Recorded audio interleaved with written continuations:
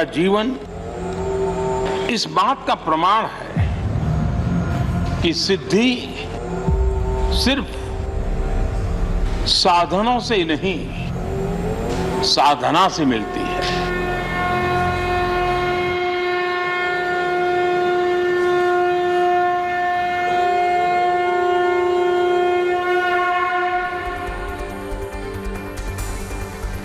नमस्कार, बहुत स्वागत है आपका। आपके साथ मैं हूं मृदुल शर्मा और आप देख रहे हैं रिपब्लिक भारत पर इंडियन पॉलिटिकल लीग। और आज हम बात करेंगे प्रधानमंत्री नरेंद्र मोदी, जो इस समय साधना में लीन है और उस पर सवाल खड़े हो रहे हैं। सबसे पहले आम जनता का बहुत स्वागत करते हैं। खास लोग हमारे साथ हैं, जोरदार तालियों के साथ हम सभी का स्वागत कर रहे हैं। कुछ खास मेहमान हमारे साथ मौजूद हैं। सबसे पहले मैं आपका तारुफ करा देता हूं। शशांक शेखर जी मेरे साथ जुड़े हुए हैं, भारतीय जनता पार्टी का पक्ष रखेंगे। स्वामी नरेंद्रानंद सरस्वती जगतगुरु शंकराचार्य सुमेरु पीठ के, बहुत स्वागत है आपका। और साथ ही मेरे साथ आनंद प्रकाश तिवारी हैं, वरिष्ठ नेता है समाजवादी पार्टी के, और प्रोफेसर सतीश राय वरिष्ठ कांग्रेसी नेता हैं, वो भी मेरे साथ जुड़ गए। लेकिन आज दिन भर चर्चा रही एक विषय की। प्रधानमंत्री पहुंचे हुए हैं दिल्ली से 2800 किलोमीटर दूर और हम काशी में मौजूद हैं। प्रधानमंत्री इस समय कन्याकुमारी में ध्यान में लीन है। प्रधानमंत्री ना कुछ बोलेंगे ना ही कोई आहार लेंगे, वो तरल पदार्थ का सेवन करेंगे। लेकिन इसे लेकर सियासी घमासान छिड़ा हुआ है। विपक्ष इसे नौटंकी करार दे रहा है, उधर प्रधानमंत्री ध्यान में लीन है। पहले रिपोर्ट देखिए, फिर करेंगे चर्चा।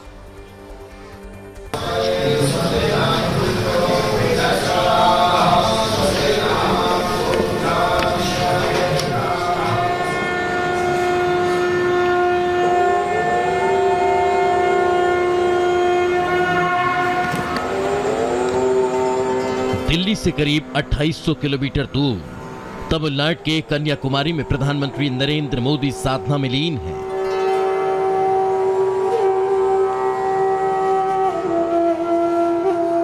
करीब 2.5 महीने से लगातार धुआंधार रैलियां, रोड शो, जनता से संवाद और मीडिया के हजारों सवालों के जवाब देने के बाद पीएम मोदी अब एकांतवास में हैं, मौन धारण किए हुए हैं। करीब 45 घंटे की ध्यान साधना और तपस्या के दौरान न वो किसी से बात कर रहे हैं और न ही अन्न का एक दाना अपने पेट में डाल रहे हैं। मोदी समुद्र की लहरों के बीच विवेकानंद रॉक मेमोरियल पर शांतिपूर्वक ध्यान मंडपम में साधना कर रहे हैं। इसी शांति और एकांत के लिए ही वो चुनाव प्रचार के अंतिम दिन पंजाब के होशियारपुर में रैली को संबोधित कर सीधे देश के दक्षिणी शोर पर पहुंच गए। मोदी की इस यात्रा से पहले भी उनकी जुबान पर कन्याकुमारी का जिक्र अक्सर आता रहा है। उनका जुड़ाव दक्षिण के प्रति दिखाई देता रहा है। मैं 1991 में एकता यात्रा लेकर कन्याकुमारी से कश्मीर गया था और इस बार मैं कश्मीर से कन्याकुमारी आया हूं। कल शाम 6:45 पर प्रधानमंत्री नरेंद्र मोदी ध्यान में लीन हुए। सामने आए वीडियो में भी मोदी विवेकानंद रॉक मेमोरियल के ध्यान मंडप में साधना में लीन दिखाई दे रहे हैं। शांति की अनुभूति करते नजर आ रहे हैं। आध्यात्म की तरफ खुद को ले जाते हुए दिखाई दे रहे हैं। उपासना में लीन दिखाई दे रहे हैं। ये ध्यान मंडपम है जहां पर प्रधानमंत्री नरेंद्र मोदी ध्यान मग्न हैं। स्वामी विवेकानंद के इस ध्यान ने पूरी दुनिया का ध्यान भारत की तरफ खींचा था और इसी के साथ नए भारत के विजन के साथ प्रधानमंत्री नरेंद्र मोदी भी उसी चीज से अपने आप को लगातार जोड़ रहे हैं। ऐसा पहली बार है जब देश का कोई प्रधानमंत्री इस जगह पर तपस्या कर रहा हो, उस चट्टान पर बैठकर तपस्या जहां कभी स्वामी विवेकानंद ने ध्यान लगाया था, विकसित भारत के सपने को संजोया था। अब पूरे देश की नहीं दुनिया की भी नजर उसी स्मारक पर टिकी है। विवेकानंद रॉक मेमोरियल भारत के सबसे दक्षिणी सिरे कन्याकुमारी में एक स्मारक है जो समंदर तट से लगभग 500 मीटर दूर मौजूद 2 चट्टानों में से एक पर स्थित है। सुकून देने वाली समंदर की हवाएं और नाचती लहरों के बीच ये चट्टान बेहद खूबसूरत और रहस्यमय है। प्रधानमंत्री नरेंद्र मोदी भी हेलीकॉप्टर के जरिए कन्याकुमारी पहुंचे और वहां सबसे पहले भगवती अम्मन मंदिर में पूजा अर्चना की। धोती और सफेद शॉल ओढ़े प्रधानमंत्री नरेंद्र मोदी ने मंदिर के गर्भगृह में परिक्रमा की। इसके बाद पीएम मोदी नाव के जरिए विवेकानंद रॉक मेमोरियल पहुंचे। यहां वो कुछ देर के लिए मंडपम की ओर जाने वाली सीढ़ियों पर खड़े रहे। ये मोदी हैं जिनके कारण सबकी निगाहें अभी देश के दक्षिणी भाग पर टिकी हैं। पहले बीजेपी के मिशन साउथ के कारण और अब उनकी तपस्या के कारण। मुझे ये तकलीफ भी रहती है कि मैं तमिल भाषा नहीं सीख पाया। थोड़ा बहुत समझ लेता हूं, मुझे इसकी तकलीफ है। मोदी चुनाव प्रचार के दौरान तमिलनाडु के प्रति अपने स्नेह को दर्शाते रहे हैं। कल फाइनल वोटिंग के दिन तक मोदी वहीं साधनारत हैं। भारत के इस दक्षिणी छोर का एक और महत्व ये भी है कि यहाँ पर भारत की पूर्वी और पश्चिमी तट रेखाएं भी मिलती हैं। ये हिंद महासागर, बंगाल की खाड़ी और अरब सागर का मिलन बिंदु भी है। Bureau report, Republic Bharat. Modi चुनाव प्रचार के दौरान तमिलनाडु के प्रति अपने स्नेह को दर्शाते रहे।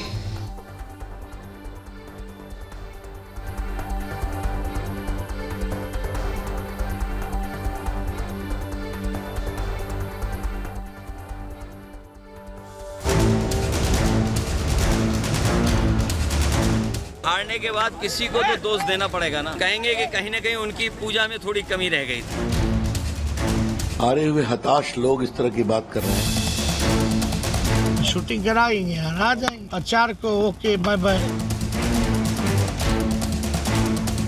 प्रधानमंत्री हर काम इनसे पूछ के करेंगे। प्रधानमंत्री नरेंद्र मोदी कन्याकुमारी में उठाए जा रहे हैं। आप क्या सोचते हैं जगत गुरु?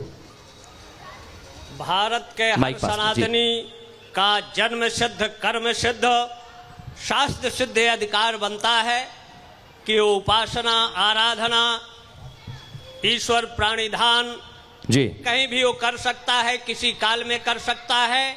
कोई दुनिया का ऐसा संविधान नहीं है कि जो हमारी आस्था, श्रद्धा, उपासना, ध्यान को प्रतिबंधित किया जा सके।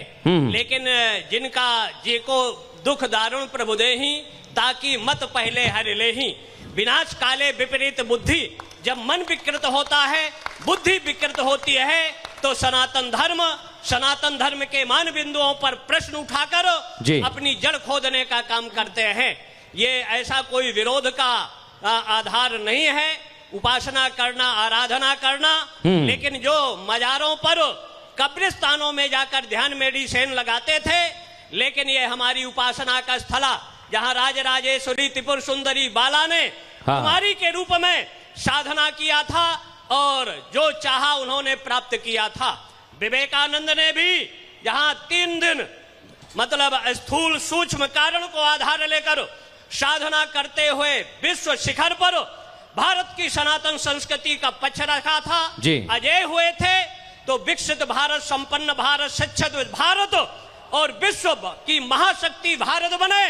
इसलिए प्रधानमंत्री की साधना लोकहित, देशहित और 21वीं सदी में विश्व का नेतृत्व भारत करे, ऐसी साधना का आधार जहां 5 कर्मेंद्री, ज्ञानेंद्री और साधना के माध्यम से अपनी चिति को परा स्पंदन की उन दिव्य उर्मियों, रश्मियों को उन पराशक्तियों में समाहित कर दैवी शक्तियों का केंद्र ये शरीर बनता है, जहां मूलाधार से लेकर गुदस्ती और तिकस्ती से जहां हम कुंड कुंडली को जागरण करते हुए ब्रह्मरंध्र में ले जाते हैं और वहां से यद पिंडे तद ब्रह्मांडे, विश्व ब्रह्मांड में क्या घटित होने वाला है उसको भी देखने की समर्थ हमारे योगी कपिल ने कभी गंगा सागर में साधना किया था और जो चाहा अपने जीवन में प्राप्त आपने जगत गुरु एक बात कही, आपने बहुत अच्छा वर्णन किया इसका, लेकिन आपने लोकहित एक शब्द का इस्तेमाल किया और लोग मेरे साथ मौजूद हैं, एक एक कर उनसे बात करूंगा। पहले मैं कुछ लोग हमारे साथ यहाँ पर मौजूद हैं, उनका रुख करूंगा। जी भैया, जरा आप बताइए, प्रधानमंत्री नरेंद्र मोदी पहुंचे हुए हैं ध्यान के लिए, क्या सोचते हैं आप उस पर? हम लोग सनातनी हैं, सनातन धर्म से हैं, तो हम लोग ये चाहते हैं कि हर आदमी ऐसे योग करे, हर आदमी जो है ऐसे भक्ति लीन में रहे।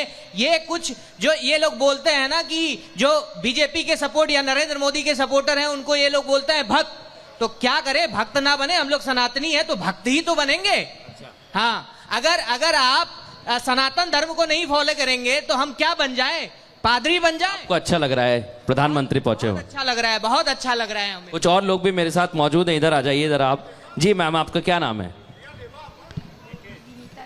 जी विनीता जी, आप क्या सोचती हैं, प्रधानमंत्री ध्यान के लिए पहुंचे हुए हैं? बहुत अच्छा सोच रहे हैं, अच्छा है, बहुत अच्छी बात। लेकिन कई लोग कह रहे हैं कि वो कैमरे क्यों लेके गए, विपक्ष आरोप लगा रहा है। वो उनका कहना है, कहने दीजिए, हमको जो करना है हम अपना करेंगे। अच्छा ठीक है, मैं एक बारी, हमारे साथ खास मेहमान मौजूद है। प्रोफेसर साहब, सबसे पहले मैं आपके पास ही आ रहा हूं क्योंकि कांग्रेस पार्टी की तरफ से लगातार सवाल उठाए जा रहे हैं कि क्यों पहुंचे हुए हैं, ये तो उल्लंघन है मॉडल कोड ऑफ कंडक्ट का। मेरी दिक्कत यह है कि आपने कल्पित प्रेत युद्ध यहाँ शुरू कर दिया। पहले तो आपको मुझसे बात करनी चाहिए थी, कांग्रेस पार्टी की तरफ से मैं खड़ा हूं, मैंने कोई आपत्ति की उनकी साधना पे क्या? हाँ। महाराज जी ने कहा कि शास्त्र ये सबको हक देते हैं और भारत का संविधान, भारत के संविधान का 25वां अनुच्छेद भी प्रत्येक व्यक्ति को नागरिक स्वतंत्रता का अधिकार देता है, धार्मिक स्वतंत्रता का। उपासना करना सबका काम है, हाँ। लेकिन वो उनका सभी नागरिकों का व्यक्तिगत अधिकार है। मैंने भी जनेऊ धारण कर रखा है, मैं भी रामानंदी हूं, मैंने भी कंठी पहन रखी है, मैं भी हर पूर्णिमा को रुद्राभिषेक और सावन के सभी सोमवार को रुद्राभिषेक करता हूं, भगवान का भक्त हूं। ये मेरा निजी मसला है। इसका आज जब चुनाव की पूर्व संध्या पे आप बातचीत करने के लिए खड़े हुए हैं तो इसका कुछ लेना देना यहां से नहीं है। यहां सीधा सीधा हमको तो ये समझ में आता है कि शायद साधना इसलिए क्या हो रही है या वो उनका व्यक्तिगत विषय है। मेरी शुभकामना है वो करें, लेकिन मेरी बात पूरी होला जाने दीजिए। काशी में जन सेवा में, काशी के विकास में, उनकी तपस्या में शायद कुछ कमी रह गई है, ये मेरी धारणा है और इसीलिए काशी उद्वेलित है। काशी में वो आकर के ये निजी होते होते सियासी काटिए नहीं, बात पूरी होने दीजिए। बात मैं पूछूंगा तो सही प्रोफेसर साहब, नहीं प्रोफेसर साहब मैं पूछूंगा तो सही ना। मेरी जुबान में नहीं डाली है, मेरी बात आपने कहा कि निजी है, फिर आपने कहा तपस्या में कमी रह गई, तो ये तपस्या निजी से सियासी कैसे हो गई? मैंने तपस्या में कमी उनकी साधना की तपस्या में नहीं कहा। मैंने काशी की जनसेवा में, काशी के विकास कार्यों में एक सांसद के रूप में उनकी तपस्या में कमी की बात की, क्योंकि वो डीएलडब्ल्यू में आके रुकते हैं, लेकिन कोई डीएलडब्ल्यू नहीं दिया उन्होंने काशी को, उन्होंने कोई कल कारखाना नहीं दिया। पूरी होने दीजिए, पूरी करिए ना। कारखाना नहीं दिया। कोविड के दौर में काशी तड़पती रही, काशी में गंगा में लाशी बहती रही, लोगों को अस्पताल में बेड नहीं मिलते रहे। प्रोफेसर साहब आप वरिष्ठ हैं, नरेंद्र मोदी